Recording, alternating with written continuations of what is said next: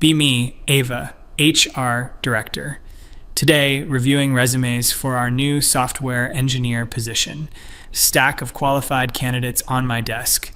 Notice immediately that about 70% are male applicants. Rolls eyes so hard they practically fall out of my head. Here we go again with the boys' club trying to infiltrate our progressive workspace. Decide to do what I always do. Create two piles. One for female candidates, one for male candidates. Female pile gets thorough review and consideration. Male pile goes straight into the thanks but no thanks category. This isn't discrimination, this is equity in action. Men have had their turn for literally centuries. Time for women to have their moment. Just finished tossing another male resume when Julian from accounting walks into my office. He's been here for about 5 years, decent enough worker, I suppose. But he has that entitled male energy that just grates on my nerves, always questioning processes, always thinking he knows better. Today, he looks particularly agitated about something. Ava, we need to talk, Julian says, closing the door behind him. What's on your mind, Julian? I respond, not looking up from my computer screen. It's about the hiring practices in this department. I've been noticing some concerning patterns. Here we go. Another man thinking he can lecture me about my job. The audacity is truly breathtaking. Concerning patterns? What exactly do you mean by that? Julian sits down across from my desk, his jaw clenched tight. I mean that in the past 18 months, every single new hire in engineering, marketing, and operations has been a woman. Every single one. I can hear the anger building in his voice already. Good. Maybe he's finally understanding how it feels to be on the outside. Time to educate this man on how the real world works. Julian, I'm not sure what you're implying here, but I hire the best candidates for each position. Period. The best candidates? Really? Because I happen to know that Thomas from my previous company applied for the senior analyst position last month.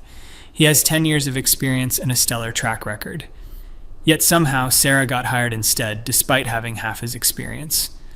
The rage in Julian's voice is so obvious now. He's practically vibrating with frustration. Men just cannot handle not being the center of attention. This is exactly why we need more women in leadership. Julian, I'm going to stop you right there. First of all, it's completely inappropriate for you to be questioning my hiring decisions. Second, you seem to have some very problematic assumptions about qualifications and merit. Julian leans forward, his hands gripping the arms of his chair. Problematic assumptions? I'm talking about objective qualifications, Ava. Years of experience, technical certifications, performance metrics. How is that problematic? Time to really break this down for him. Men need everything spelled out in simple terms. Because, Julian, what you call objective qualifications are really just reflections of a system that has historically favored men. When you say someone is more qualified based on years of experience, you're ignoring the fact that women have been systematically excluded from opportunities to gain that experience. So you're saying experience doesn't matter, that technical skills don't matter? I'm saying that true equality requires us to look beyond surface-level metrics and consider the bigger picture. Women bring different perspectives, different approaches to problem solving. That diversity of thought is more valuable than an extra few years of experience in a male-dominated industry. Julian's face is getting red now. He's so angry he can barely contain himself. This is what happens when you challenge male privilege. They literally cannot compute that the world doesn't revolve around them. Different perspectives. Ava, we're talking about coding abilities and data analysis skills. These are technical competencies, not philosophical viewpoints. Everything is political, Julian. Every hiring decision either perpetuates existing inequalities or helps to dismantle them. I choose to be on the right side of history. Julian stands up abruptly, pacing behind his chair. The right side of history? You're literally discriminating against qualified candidates based on their gender. How is that the right side of anything? Oh, now he's really showing his true colors, using the word discrimination like some kind of victim. This is exactly the kind of male fragility that holds society back. Julian, I'm going to need you to check your privilege here. Men crying discrimination when they don't get every single job they want is peak irony. You've had every advantage handed to you on a silver platter your entire life. Every advantage. Ava, I grew up in a trailer park with a single mother. I worked 3 jobs to put myself through college. What advantages are you talking about? The advantage of being taken seriously in professional settings. The advantage of not having your ideas dismissed because of your gender. The advantage of never being asked to take notes in meetings or bring coffee. The advantage of male privilege. Julian is furious now, his voice rising. Good. Maybe some of this is finally sinking in. Men need to understand what it feels like to face barriers. So because I'm a man, my individual circumstances and efforts don't matter. My qualifications are automatically suspect. What I'm saying is that it's time for men to step aside and make room for others. You've had your turn. Now it's time for women to lead. Julian stops pacing and stares directly at me. Step aside. Ava, are you saying you won't hire men for open positions? Finally, he's starting to understand.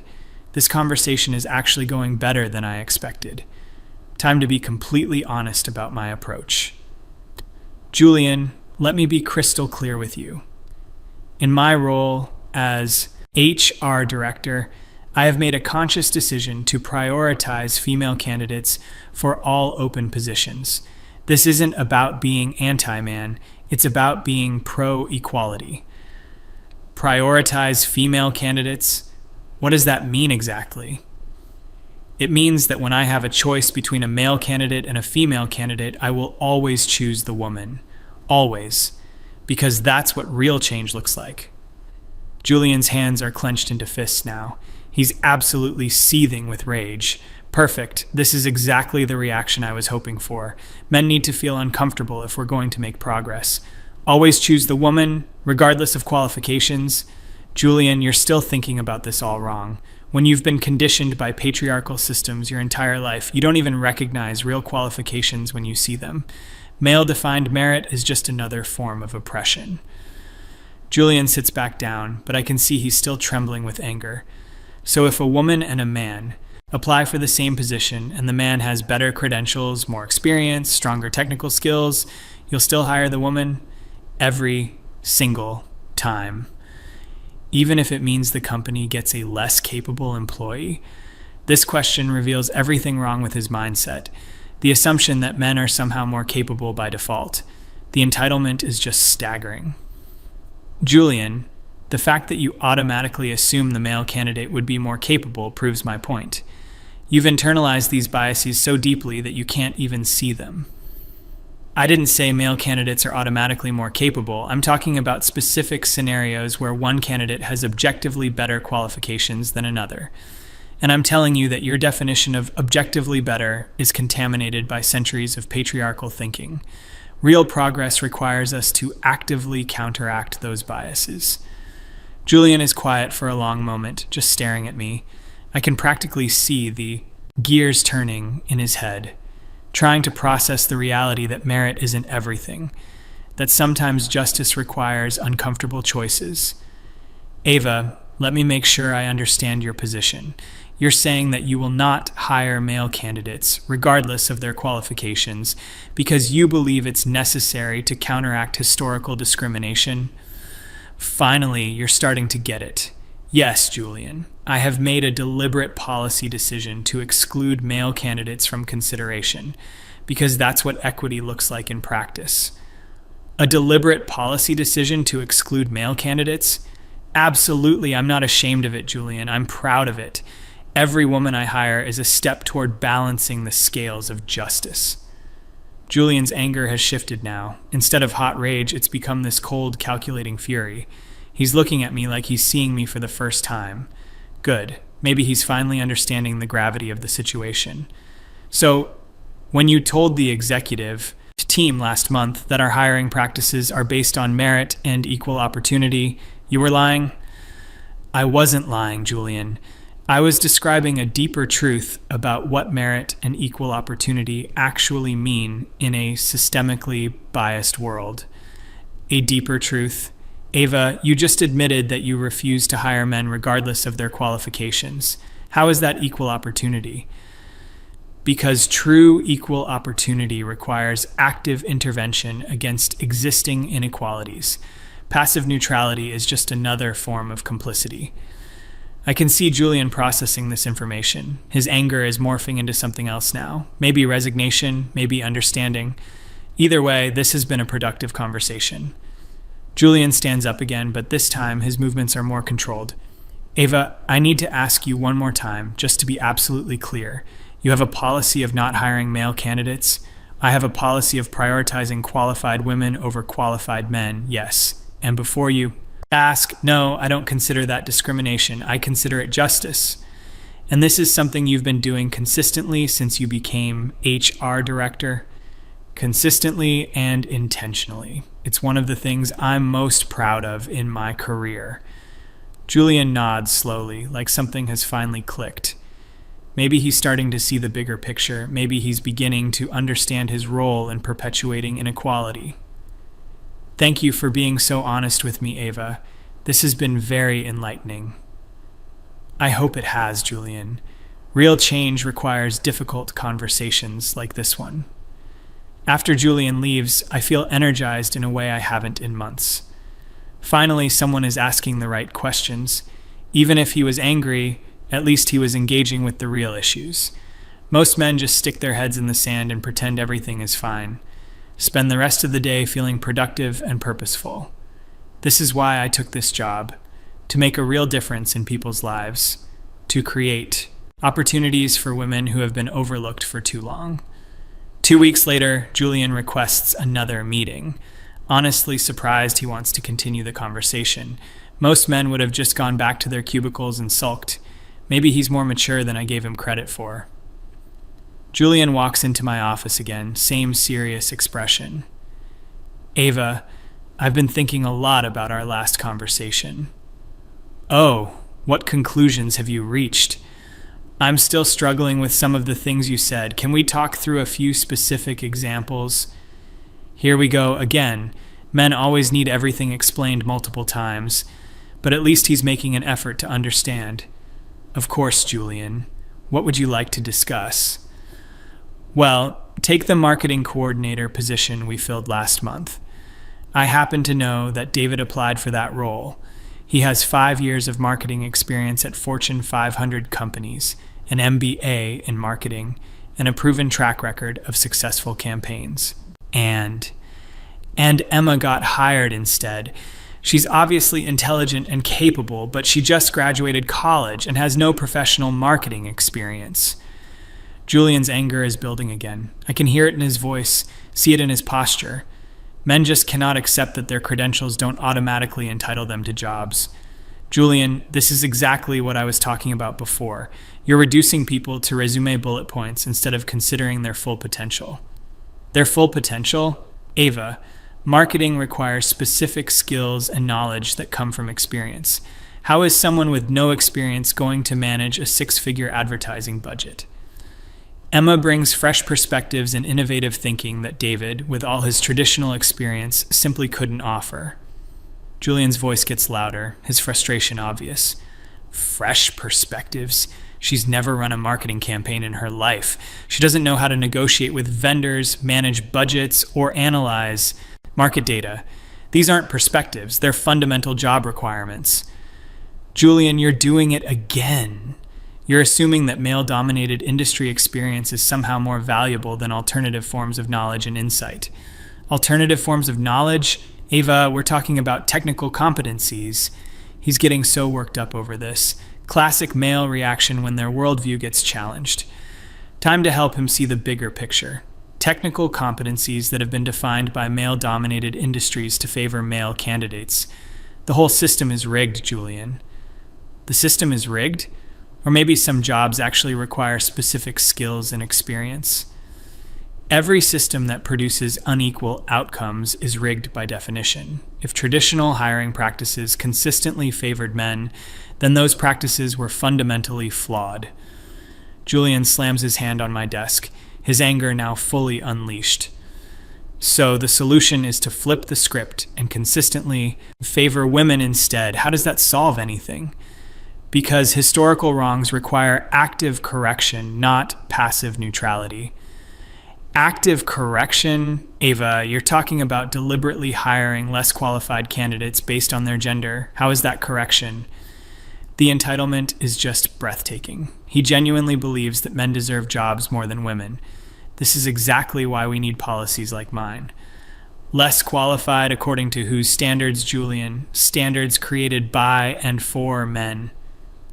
Standards like education, experience, technical skills, and performance metrics.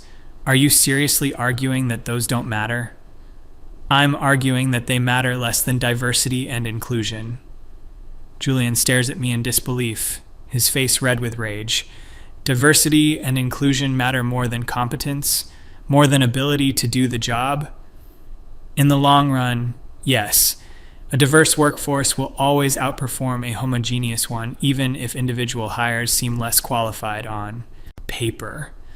Less qualified on paper? Ava, we're talking about real-world skills and capabilities. Julian is absolutely furious now. Exactly the kind of reaction I expected. Men simply cannot handle losing their privileged position. Julian, I think you need to step back and examine why you're so emotionally invested in maintaining the status quo. Emotionally invested? I'm concerned about the company hiring the best possible candidates for each position. The best possible candidates according to biased metrics designed to favor men. Biased metrics, like relevant work experience and demonstrated skills, like metrics that systematically undervalue the contributions and potential of women. Julian goes quiet for several minutes. I can see him trying to process everything. Maybe some of this is finally getting through. Change is never comfortable, especially for privileged groups. Ava, let me ask you something else. What about legal liability? What do you mean? I mean, aren't you worried about discrimination lawsuits? If someone can prove that qualified male candidates are being passed over because of their gender, now he's trying to scare me with legal threats.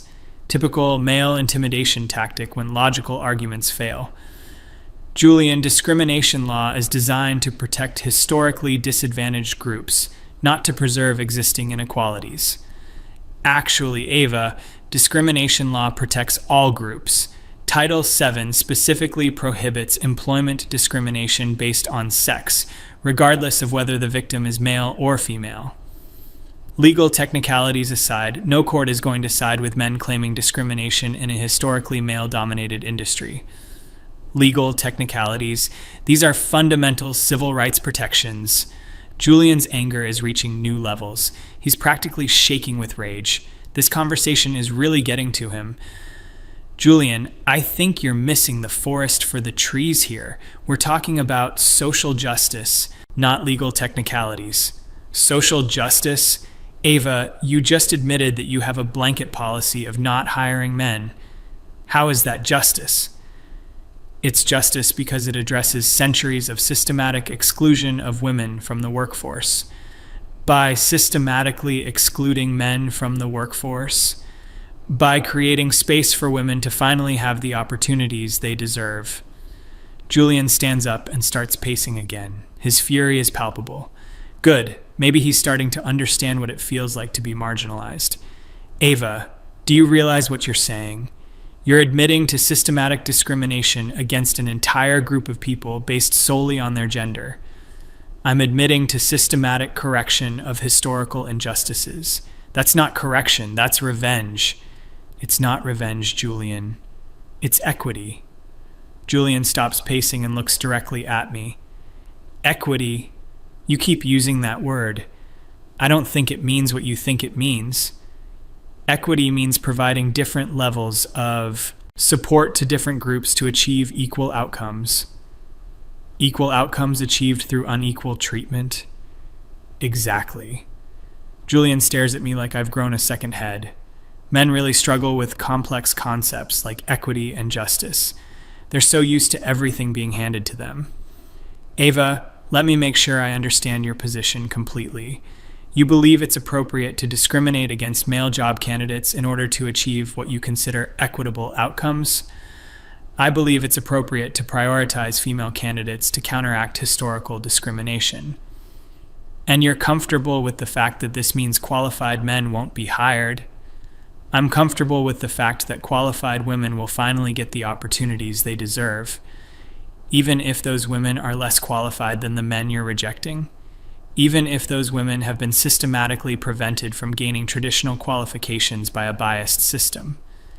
Julian nods again, that same calculating look in his eyes. Maybe he's finally starting to see the bigger picture. Understanding injustice requires intellectual honesty. Thank you again, Ava. This has been very educational. I hope it helps you understand why change is so necessary.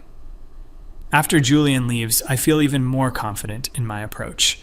These conversations are exactly what we need more of. Even angry men engaging with social justice issues is progress. At least he's not just dismissing everything outright. 3 more weeks pass. Notice Julian has been acting strange lately, more quiet than usual, keeping to himself. Probably still processing our conversations. Change is never easy for people in privileged positions. Then, one Tuesday morning, I get a call from Rebecca, our CEO. Ava, I need you in the conference room immediately. Her tone is unusually serious, probably wants to discuss the diversity metrics I've been tracking. Walk into the conference room expecting a routine meeting. Instead, find Rebecca, Thomas the CFO, and David from legal all sitting with grave expressions. Julian is there too, looking oddly calm. Immediately sense something is wrong. Ava, please have a seat, Rebecca says. Julian has brought some very serious allegations to our attention. Look at Julian with confusion. What could he possibly be alleging? Our conversations were private and completely appropriate. I'm not sure what Julian thinks he's alleging, but I'm happy to address any concerns. Rebecca slides a small recording device across the table. Julian has provided us with recordings of conversations he had with you regarding your hiring practices. My blood runs cold. Recordings? When did he record our conversations? This feels like a complete violation of trust. Recordings? Rebecca, I had no idea Julian was recording our private conversations. That seems highly unethical. The ethics of the recordings aside, Ava, we need to address the content. Julian, please play the relevant portions. Julian presses play on the device. Suddenly, my own voice fills the room. I have made a deliberate policy decision to exclude male candidates from consideration. Every woman I hire is a step toward balancing the scales of justice. I will always choose the woman. Always. Feel my face burning with embarrassment and rage. This was a private conversation, taken completely out of context. Julian manipulated me into saying things that sound worse than they are. Rebecca, those statements need to be understood in their proper context. Julian and I were having a philosophical discussion about equity and justice in hiring. Thomas leans forward, his expression stern. Ava, you clearly state that you have a policy of excluding male candidates. There's no context that makes that legally defensible. I was explaining the principles behind equitable hiring practices. The goal is to create opportunities for historically marginalized groups. Julian speaks for the first time. Since I entered the room, his voice cold and controlled. Ava, you specifically told me that you refuse to hire men regardless of their qualifications. You said you do this consistently and intentionally. Julian's anger from our previous conversations has transformed into something much more dangerous. Calm, calculated, purposeful. He planned this entire thing. Julian, you're twisting my words. I was trying to help you understand complex issues around workplace equity. Rebecca holds up her hand. Ava, let's listen to another section. Julian fast forwards and plays another clip. When you say someone is more qualified based on years of experience, you're ignoring the fact that women have been systematically excluded. True equality requires us to look beyond surface-level metrics, even if those women are less qualified than the men you're rejecting, even if those women have been systematically prevented from gaining traditional qualifications. David from legal takes, Notes as he speaks. Ava, these recordings clearly document systematic discrimination based on gender. This creates enormous legal liability for the company. David, discrimination law is meant to protect marginalized groups, not preserve existing power structures. Actually, Ava, Title VII protects all employees from discrimination based on protected characteristics, including sex. This applies to men as well as women. Realize I'm in serious trouble here, but these people just don't understand what we're dealing with.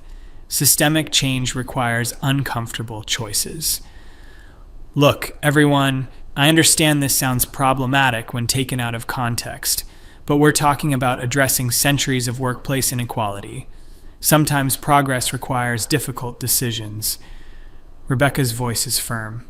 Ava, progress cannot come at the expense of legal compliance and basic fairness. These recordings indicate that you've been systematically violating company policy and federal law. I've been following the spirit of our diversity and inclusion initiatives. Thomas shakes his head. The spirit of our initiatives is equal opportunity for all candidates, not exclusion based on gender. Julian is just sitting there watching this unfold. His earlier anger has been replaced by quiet satisfaction. He planned this entire confrontation. Julian, I trusted you. We had private conversations about complex social issues, and you violated that trust by secretly recording me. Julian finally shows some emotion, his anger returning. You trusted me. Ava, you admitted to systematic discrimination that has affected dozens of qualified candidates. You violated their trust, not mine. I was trying to create opportunities for women who have been historically excluded. By excluding men who had nothing to do with historical discrimination. Rebecca stands up, her decision clearly made. This whole thing has spiraled completely out of control. Ava, based on these recordings and the clear violations of company policy and federal law they document, we're terminating your employment effective immediately. The room spins around me. This cannot be happening. Everything I've worked for, destroyed by a vindictive man who couldn't handle being educated about social justice. Rebecca, you can't be serious. I've transformed this company's hiring practices. We have more diversity now than ever before. Diversity achieved through illegal discrimination is not acceptable, Ava. It's not illegal discrimination, it's equity. David from legal closes his folder. Ava, refusing to hire qualified candidates based on their gender is textbook employment discrimination. The recordings make this impossible to deny. Julian is still staring at me, his anger finally subsiding into something like pity. The audacity is just unbelievable. Julian, you've destroyed everything I was trying to build here, all the progress we've made for women in this company. Julian's voice is steady but still carries traces of his earlier fury. Ava, progress built on discrimination isn't progress at all. It's just discrimination with better marketing. You don't understand what you've done. You've set back women's advancement by years. No, Ava, you set back women's advancement by making it impossible to distinguish between merit-based diversity and gender-based discrimination. Rebecca escorts me out of the building within the hour. 3 years of meaningful work undone by a man who couldn't accept change. This is exactly why we need more women in leadership positions. Men simply cannot handle losing their privileged status. Sitting in my car in the parking lot. Julian walks past, heading to his car, rolls down my window, and calls out to him. Julian, I hope you're satisfied. You've just reinforced every barrier that women face in the workplace. Julian stops and walks over to my car, his anger flaring up one final time. Satisfied? Ava, I'm not satisfied. I'm furious that it came to this, but I'm more furious that qualified people were denied opportunities because of their gender. Qualified people? You mean qualified men who couldn't handle a little competition? I mean qualified people, period, including women who now have to live with the suspicion that they were hired for their gender rather than their abilities. Julian walks away, leaving me sitting alone, completely bewildered by how this all went so wrong. Everything I did was in service of justice and equality. Yet somehow, I'm the one being punished. Drive home in shock. 3 years of progress destroyed in a single morning. All because I was honest about what real change requires. This is exactly why systemic inequality persists. People aren't willing to make the hard choices necessary for true justice. Spend the rest of the day reflecting on everything that happened. Julian's recordings were taken completely out of context. He manipulated me into having frank discussions about complex social issues, then used my honesty against me. The more I think about it, the more convinced I become. This was never about hiring practices or legal compliance. This was about a man who couldn't handle being challenged, who couldn't accept that his privileges were being questioned. So he destroyed the woman who dared to speak truth to power. Julian may have won this battle, but the war for workplace equality continues. Somewhere else, another woman will take up this fight, and maybe next time she'll be smarter about who she trusts with the truth.